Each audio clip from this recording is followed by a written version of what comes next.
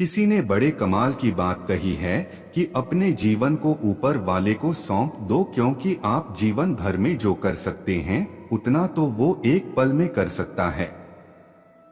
आपके लिए एक छोटी सी कहानी। यह कहानी महाभारत के युद्ध के प्रारंभ होने से पहले युद्ध भूमि को तैयार किया जा रहा था। कुरुक्षेत्र की भूमि को समतल बनाया जा रहा था, पेड़ों को हटाया जा रहा था। उस युद्ध भूमि का मुआयना करने के लिए एक दिन पहले निरीक्षण करने के लिए भगवान श्री कृष्ण और उनके मित्र धनुर्धर अर्जुन पहुँचे। वो मुआयना कर रहे थे, देख रहे थे तैयारी किस तरीके से चल रही है।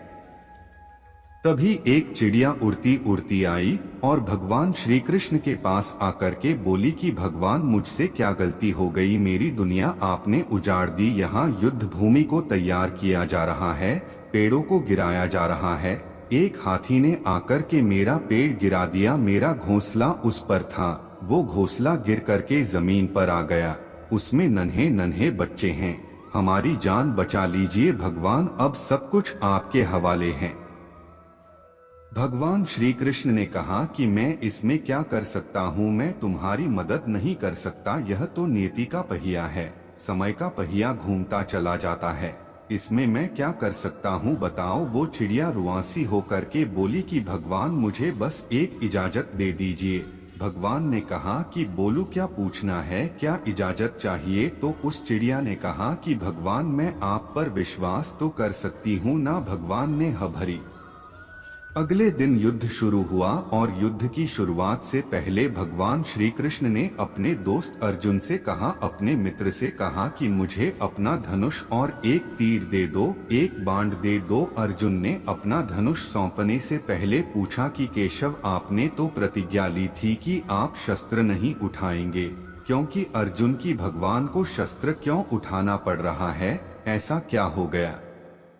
तो भगवान श्री कृष्ण ने कहा कि उस सामने हाथी देख रहे हो, उस हाथी ने उस चिड़िया का घोंसला गिराया, उस पेड़ को नष्ट कर दिया जिस पर उस चिड़िया का घोंसला था। मुझे कुछ तो करना पड़ेगा। अर्जुन समझ गया भगवान श्री कृष्ण ने वो धनुष लिया है, एक तीर छोड़ा, लेकिन ये क्या, वो तीर जाकर के हाथी को लगा ही नहीं, उसके गले में घंटी लटकी थी, उस पर जाकर के लगा और वो घंटी नीचे जमीन पर गिर गई। अर्जुन हंसने लगा और कहने लगा कि माधव, आपसे नहीं हो पाया, मुझे मौका दीजिए, 1 मिनट, मैं उस हाथी को नष्ट कर दूंगा, खत्म कर दूंगा।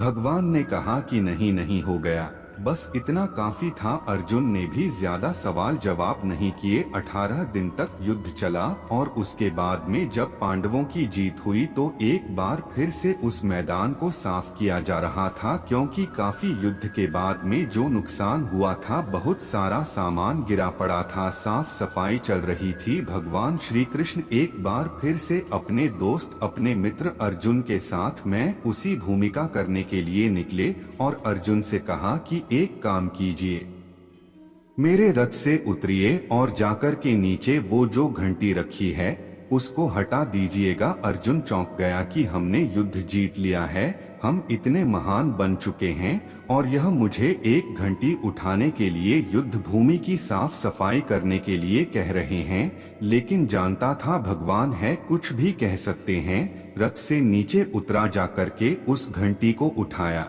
साइड किया और जैसे ही उस घंटी को उठाया वैसे ही उसके नीचे से नन्हे नन्हे बच्चे चिड़िया के फड़फड़ाते हुए उड़ान भर ली, उन्होंने उड़ गए।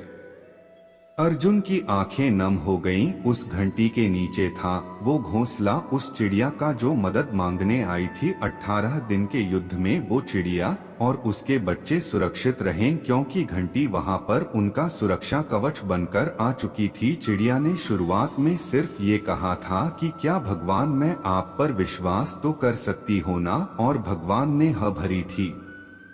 कहानी बहुत छोटी है लेकिन हमें सिखाती है कि दुनिया में हमारे सामने चाहे जो परिस्थिति आ जाए, एक काम कीजिएगा, अपने जीवन को ऊपर वाले को सौंप दीजिएगा, क्योंकि आप जीवन भर में जितना कर सकते हैं उससे कहीं ज्यादा तो वो एक पल में कर सकता है। हमेशा आपसे कहता हूँ कि ऊपर वाले के आशीर्वाद के साथ, अपनी सच्ची मेहनत के साथ और अपनी फैमिली के प्यार के साथ कर दिखाओ कुछ ऐसा कि दुनिया करना चाहे आपके जैसा।